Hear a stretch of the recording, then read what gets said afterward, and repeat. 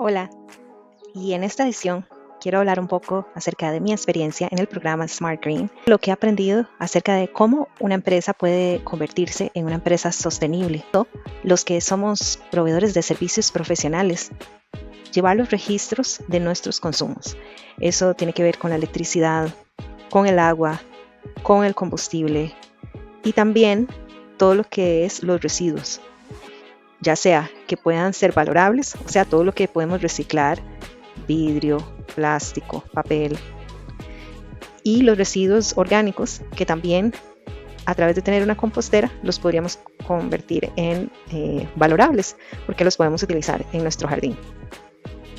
De hecho, una de las tendencias que veo, al menos en el lugar donde yo vivo, es que a pesar que la gente tenga como parte de su casa un patio, más y más la gente empieza a techar ese patio y a incluso ya sea embaldosarlo o ponerle zacate artificial, y perdemos esa oportunidad de ser un pequeño espacio de descanso para un ave, para las mariposas, para las abejas, y eso es tan importante que realmente cada uno de nuestros hogares podría estar teniendo una planta floral donde esas mariposas, esas abejas puedan ir y consumir ese polen. Incluso, parece mentira, pero también dentro de un país tan lluvioso como el de nosotros, las mariposas también descansan en las plantas o en nuestras ventanas mientras pasa la lluvia, porque sus alas se dañan. Y por supuesto, un pájaro muy hermoso que es el colibrí y los tipos de flores que pueden permitir que estas aves también puedan alimentarse del néctar de las flores. Y quizás algunas aves un poquito más pequeñas que tienden a comer los pequeños insectos dentro del jardín.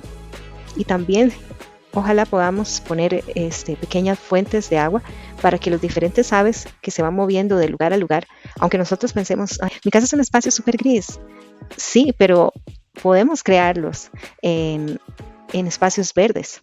Podemos tener plantas, podemos poner pequeños recipientes que limpiemos diariamente para no generar zancudo, pero que podemos poner con agua para las aves. En medio, no tenemos ni idea del espacio en el que ellas migran y el espacio que muchas veces los insectos y las aves recorren entre un río y otro. Que en Costa Rica, al ser un país con tantos ríos, realmente todos vivimos en corredores biológicos por los cuales esas aves, esos insectos se mueven. Y todo eso contribuye a que continúen creciendo las plantas, que continúen estando saludables los árboles, que continuemos siendo un país realmente con una biodiversidad tan rica. Entonces, puede ser que nos dejemos llevar por moda, nos dejemos llevar porque si tenemos una mascota, no, es menos trabajo si el zacate es artificial o no sé, muchas excusas, pero es nuestra responsabilidad hacer algo por preservar los recursos. En mi perspectiva, cuando hablo de desarrollo sostenible, me gusta mucho hablar de recursos, de preservar los recursos naturales cuando hablamos de la parte ambiental. ¿Por qué? Porque otros tipos de palabras y ciertas tendencias, hablar de cambio climático trae un montón de discursos en los que se difumina. Entonces, hagamos espacios donde estemos todos de acuerdo. Todos estamos de acuerdo que vivimos en espacios que tienen suelos, que esos suelos pierden su riqueza cada vez que los llenamos de pesticidas, que cuando llueve se lava esos pesticidas van a los ríos, que las aves necesitan espacios para tomar agua, que los insectos necesitan plantas para poder ellos comer, especialmente las abejas, las mariposas, pero en realidad, bueno, es muy compleja todos estos tipos de especies que tenemos. Pensamos cómo se mueven las semillas, los pájaros son los que van moviendo esas semillas, algunas de esas semillas dentro de los ecosistemas. Es cuando sabemos que podemos producir un bien utilizando el agua responsablemente o podemos hacer un bien tirando aguas no tratadas a un río, utilizando materiales que luego muy pronto van a ser basura. Entonces, esos son hechos científicos del área social. Cuando empezamos a hablar de paridad de género o hablamos de equidad de oportunidades, de equidad de paga, Entonces, paridad y equidad es un tema un poco similar entre preservación de los recursos naturales, responsabilidad y gestión de esos recursos naturales versus cambio climático. Saquemos toda la parte ideológica en la que perdemos un montón de tiempo discutiendo y no estamos tomando acciones positivas contra esos aspectos ambientales de los que tenemos que tomar responsabilidad.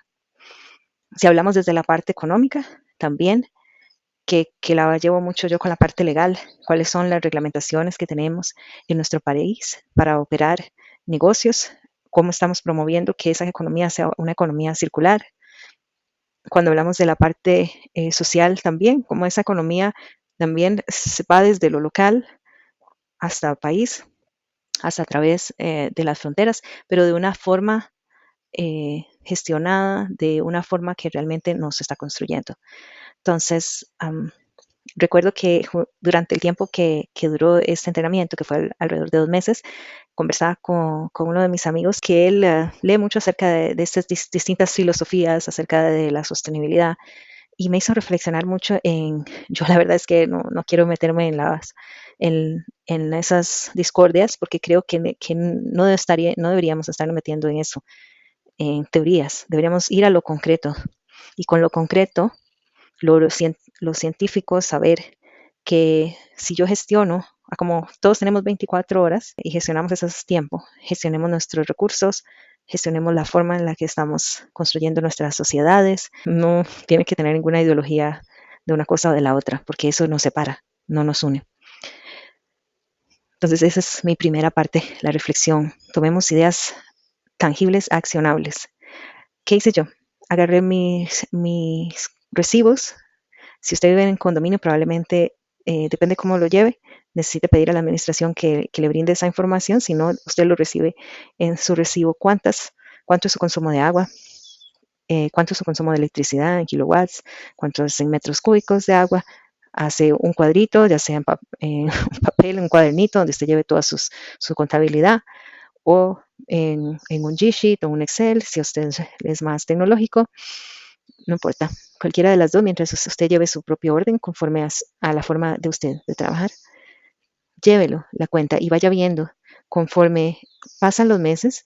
Si usted, por ejemplo, tiene dentro de su casa algún tipo de inodoros más tradicionales que traigan como mucha cosa de agua, o incluso la forma en la que lavamos los trastes, estamos cerrando y abriendo el chorro, igual cuando nos lavamos los dientes con un vaso de agua. Trato de no comprar cosas que tengan mucho paquete. Si puedo comprar dos cosas y una viene en un empaque que puede ser reciclable y otra viene en un empaque que es un plástico de un uso, yo probablemente prefiera el que puede reciclar, o incluso si tengo oportunidad, que de hecho nosotros lo hacemos con uno de los productos que compramos, regresamos el envase de vidrio y la persona que nos provee ese producto no lo vuelve a rellenar.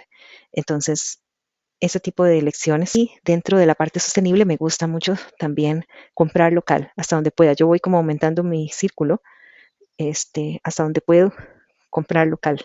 De un registro de nuestros consumos en agua, electricidad, combustible. Pues la forma que muchas personas lo hacen es revisando, ¿verdad?, en el carro el kilometraje. Yo me inventé otra forma que puede no ser la más apta, pero a mí se me hace muy sencilla, y es cada vez que lleno el combustible, pido mi factura electrónica y ahí viene la cantidad de litros. Entonces voy contando cada vez que relleno. Entonces voy contando la fecha y la cantidad de litros. A mí se me hace más sencillo que ir viendo ahí el kilometraje en el carro, pero sé que, bueno, esa es la forma más correcta de hacerlo, pero si usted quiere implementarlo y implementarlo es sencillo, le recomiendo eso. Usted recibe en su correo esa factura y ahí en la factura le ponen la cantidad de litros que consumió y pone la fecha y ya se da cuenta dentro de un mes cuántas veces llenó ese tanque, y es muy fácil. Y el segundo punto es tener una política de sostenibilidad. Nuestras pequeñas normas de sostenibilidad dentro de nuestros hogares. Podría ser todos nos escuchamos activamente y todas las voces son valiosas desde la parte de una sostenibilidad social. Todas las decisiones y todas las acciones en esta casa, bueno, si usted vive con adultos, cuando son niños es diferente, usted tiene que ejercer el buen juicio, pero digamos, si usted vive solo con adultos, conversaciones, acuerdos, implementación, evaluación de ese acuerdo. Y si tiene niños a cargo, pues entonces usted tiene que ver por el mejor bien de ese otro ser del que usted cuida. Y ese acuerdo o esa acción que usted va a decir tiene que ser consciente, sabiendo que es para el mejor bien, que obviamente se está cuidando el bienestar de esa persona, respetando sus derechos. Y por qué no, también esa sostenibilidad dentro de los barrios, dentro de los condominios. Estamos teniendo comunicación no violenta dentro de los chats de los condominios. Bueno, a veces no. A veces el que alguien exprese una opinión diferente es motivo para que se le dé por menos a esa opinión, o expreso mis opiniones de una forma irrespetuosa a esa otra persona, o irrespetuosa a las normas en el lugar en el que vivo. Entonces, ¿cómo gestiono yo mis recursos? Si yo vivo en un país como Costa Rica, que es un país de derecho, que es un país con cientos de años de independencia, que es un país democrático, entonces, ¿cómo gestiono yo ese riquísimo recurso que yo tengo? Expresando mis opiniones de una forma pacífica, pero también asertiva, o simplemente me quedo callado. Eso también es sostenibilidad social, porque si permitimos que exista frecuentemente intercambios de palabras violentas, de burlas, de faltas de respeto, así como si hoy permitimos que las desarrolladoras simplemente vayan y talen todos los árboles de un lugar sin pensar en cómo puedo incorporar todos estos árboles dentro del diseño, en vez de traer una maqueta ahí y acomodar el espacio a lo que yo me imaginé, en vez de realmente utilizar principios científicos de arquitectura, del viento, de los suelos, de todo, de una forma que integremos dentro del espacio, ¿verdad? Entonces, esa convivencia sana desde el ambiente, desde lo social, desde que yo hago un negocio en el que estoy construyendo. Recientemente nos decía el presidente de la Cámara de Comercio, se pronunciaba oficialmente en nombre de toda la Cámara acerca de cierto tipo de negocio que está creciendo un montón y que no está pagando los impuestos como se debe. ¿Qué pasa? Que las personas que están haciendo negocios similares y que tienen años pagando sus impuestos, sirviendo a las comunidades en ese tipo de productos y servicios, están viendo por una competencia desleal. Eso es sostenibilidad económica. Todos pudiendo jugar en un camino justo, donde utilizamos los recursos de nuestro Estado de Derecho, nuestras propias habilidades, y colaboramos con otros para generar crecimiento. Segundo componente, que va desde los hogares sostenibles, que me contaba una de mis compañeras de SmartGain, Fabiola, que ella es dentista y tiene un consultorio de dentista que es sostenible y tiene unas prácticas muy valiosas de cómo ella, incluso sus clientes, aprenden a llevar sus hogares de forma más sostenible, sus proveedores, ¿verdad? Entonces, cómo desde nuestra casita, nosotros como adultos o los que tienen niños también pueden ir generando esa cultura sostenible que es de paz con nuestra economía, de paz con los seres humanos, la parte social, y de paz con el ambiente, con los recursos naturales que nosotros tenemos. Y eso se traduce en acciones, y eso se traduce de una forma ya más formal en políticas de sostenibilidad dentro de una empresa. Leía un artículo muy interesante que era de staffing.com, la huella de carbono del trabajo remoto. Y vean qué interesante, porque nosotros debemos tener criterio cuando vemos que existen tendencias. En este artículo ellos hablaban como el trabajo remoto genera una huella de carbono más grande. Y nosotros podríamos decir, eso no es cierto en Costa Rica, eso no es cierto. porque en Costa Rica, primero, no tenemos un invierno frío como en los países continentales del hemisferio norte o muy cerca del sur, cerca de los polos, los países que están cerca de los polos, que tienen un invierno más frío. No tenemos tampoco, sí, no voy a decir que no, sí hay casas que tienen aire acondicionado. Todos los complejos corporativos ya traen aire acondicionado por el tema de los equipos de cómputo y ciertos negocios van a tener su aire acondicionado, pero no es como decir que nos vayamos a un Texas donde la regla general es que las personas tienen aire acondicionado. En Costa Rica hasta la fecha no. Tenemos la gran mayoría de los hogares no tienen aire acondicionado y mucho menos tienen calefacción. Esos serán realmente, no sé, hoteles de montaña, me imagino, y contados con los dedos de la mano que tendrán calefacción porque es un país muy cálido, no necesitamos calefacción. Entonces, a partir de esa premisa de que la gente que trabaja remoto se va a los suburbios y en esas áreas de suburbio las casas son muy grandes. Ahora no voy a decir que en Costa Rica no existen casas grandes en los suburbios, pero claramente no es la mayoría de las personas. La gran mayoría de las personas en Costa Rica vive en espacios de muy, muy pequeños a medianamente pequeños, incluso en estratos de, digamos, de ingresos medios, como en las torres, ¿verdad? Son espacios realmente pequeños. Yo viví en una y son espacios muy, muy pequeños. Entonces, y espacios que sí hay gente que tiene aire acondicionado, pero realmente en las torres usted abre una ventana y le entra toda la ventilación por toda su casa. O sea, no es esencial tener un aire acondicionado en una torre porque usted le entra mucha ventilación fresca. Entonces, si vamos a empezar a ejecutar políticas de trabajo remoto que vienen de empresas transnacionales que tienen su sede en Estados Unidos y que sí, esa premisa es cierta y medible en los Estados Unidos, en Norteamérica, en Europa, pero no es cierta en Centroamérica, por ejemplo. Eh, Tal vez en los países más del Caribe pueda ser mucho más calor y el aire acondicionado sea más común. Incluso sé que en Panamá es bastante común el aire acondicionado, pero aún así en el resto de Centroamérica, sin Panamá, no es tan común el aire acondicionado. Entonces, ni aire acondicionado, ni calentadores, ni espacios de habitación grandes. Por lo tanto, la premisa de que los trabajadores remotos incrementan la huella de carbono, la contaminación, como se le quiera llamar, por el consumo de energía, no va a ser cierta. Entonces, ¿qué les invito en el tema de sostenibilidad? A los hechos remitámonos, a las acciones concretas remitámonos. Todos estos temas de discusión y filosofía es perder el tiempo.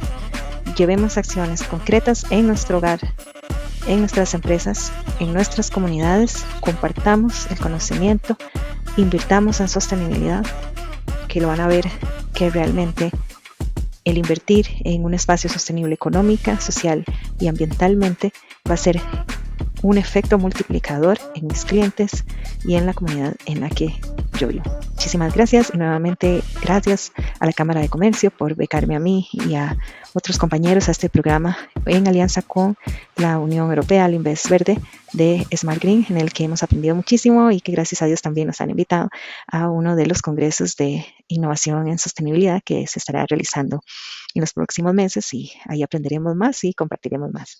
Que estén muy bien.